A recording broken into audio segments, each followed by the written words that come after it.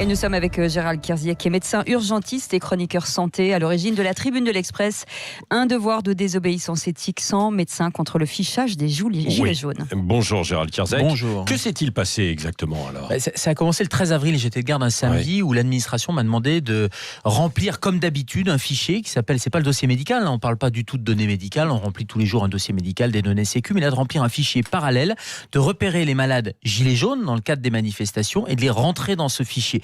Mais qu'est-ce que c'est que cette histoire ? Enfin, moi j'ai un secret professionnel. Quand vous rentrez à l'hôpital, encore une fois, c'est pas une histoire gilet jaune ou pas gilet jaune. Quand vous rentrez à l'hôpital, la moindre des choses, c'est la confidentialité. Vous n'avez pas envie qu'on vous balance dans un fichier tout ça parce que vous avez un gilet jaune ou vous êtes, je sais pas, d'une certaine couleur de peau, d'une certaine couleur politique. Enfin, on voit bien que là, on est sur une violation du secret médical. Donc, j'ai juste fait un tweet. Qu'est-ce qu'on vous a répondu à ce moment-là ? J'ai juste fait un tweet là le 13 avril qui a pris beaucoup d'ampleur. Le directeur général Martin Hirsch le lendemain a dit non, il n'y a pas de non, c'est une erreur, remise des pendules à l'heure. Et puis le Canard enchaîné a sorti le mercredi d'après, si, il y a des noms. Alors là, l'assistance publique a dit oui, il y a des noms, mais il n'y a pas de données médicales. Et puis rebelote la semaine d'après, le Canard enchaîné se procure les fichiers et on retrouve les noms, les données médicales. Et là, on nous explique que c'est le stagiaire qui serait trompé, qui aurait rentré des données. Bref, c'est du n'importe quoi. C'est même du mensonge.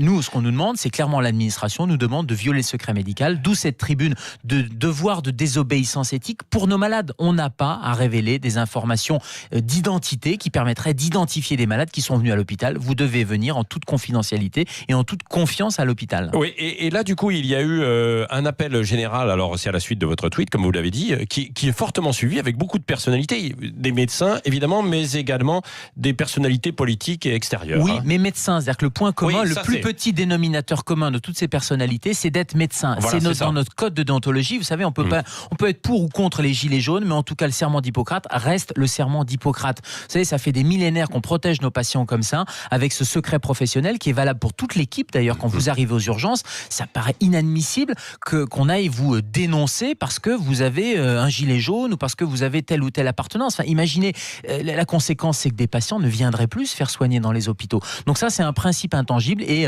les parlementaires, sénateurs, députés qui sont médecins disent effectivement qu'ils soient de droite, de gauche, qu'ils soient retraités, pas retraités, qu'ils soient hospitaliers ou libéraux. Notre principe commun, c'est le secret professionnel. Et nous, ce qu'on dit, c'est qu'il y a violation du secret professionnel par l'administration avec ce fichier qui s'appelle Civic. Alors qui avait été mis en place pour les attentats. Oui. Après les attentats, c'est vrai. Vous avez un attentat, il faut tracer les victimes, etc. Là, c'est un intérêt sanitaire évident. On ouvre ce fichier, il y a une cellule de crise, on ouvre ce fichier, on informe les malades. Là, rien n'a été fait de tout ça. On voit bien qu'on n'est pas dans une situation sanitaire non plus débordée avec le nombre de victimes qu'on pourrait avoir dans les attentats. Donc c'est un détournement de ce fichier qui a été déclaré à la CNIL pour les attentats et pour des situations sanitaires exceptionnelles, mais pas du tout pour des manifestations. Donc nous, ce qu'on demande, c'est qu'il y ait la transparence qui soit faite, parce que quand on voit la communication de l'assistance publique hôpitaux de Paris qui dit un jour non, il n'y a pas de nom, après oui, il y a des noms, puis après c'est stagiaire. Enfin bref, il faut qu'il y ait de la transparence qui soit faite dans l'intérêt des patients et que ça ne mette pas en difficulté les praticiens qui remplissent ou qui se sentent obligés de remplir ce fichier. Et que devient du coup ce fichier là, les noms, tout ça ? C'est toute la question, d'où l'enquête parlementaire aussi, c'est-à-dire qu'est-ce que ça devient ? On sait que ce fichier civique dans le cadre des attentats est interministériel, donc il y a le ministère de la Santé, le ministère de l'Intérieur, le ministère des Affaires étrangères, donc on voit bien qu'on est là sur un fichage et le fait même de l'existence de ce fichier, c'est-à-dire de mettre les noms, qu'il y ait des données médicales ou pas, c'est encore plus grave quand il y a des données médicales, mais le fait même de vous repérer parce que vous êtes venu tel jour, à telle heure, avec un gilet jaune et on vous a mis dans un fichier en parallèle du dossier médical, vous voyez bien que c'est des informations qui sont extrêmement préjudiciables, donc il faut faire la transparence sur que devient ce fichier.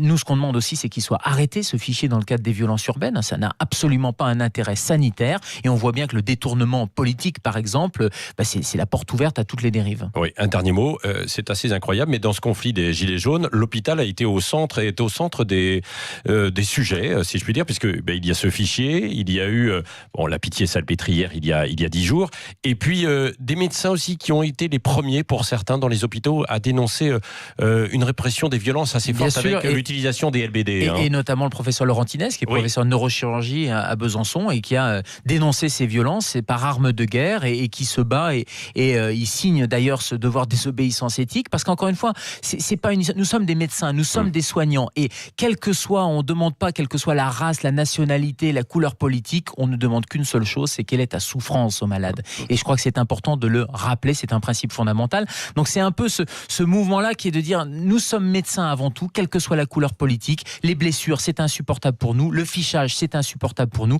Et encore une fois, c'est dans l'intérêt de tous les patients, sympathisants ou pas des Gilets jaunes. On n'est pas sur un problème politique. Merci, docteur Gérald Kierzek, médecin urgentiste et chroniqueur santé. Merci d'avoir été avec nous ce matin sur Sud Radio.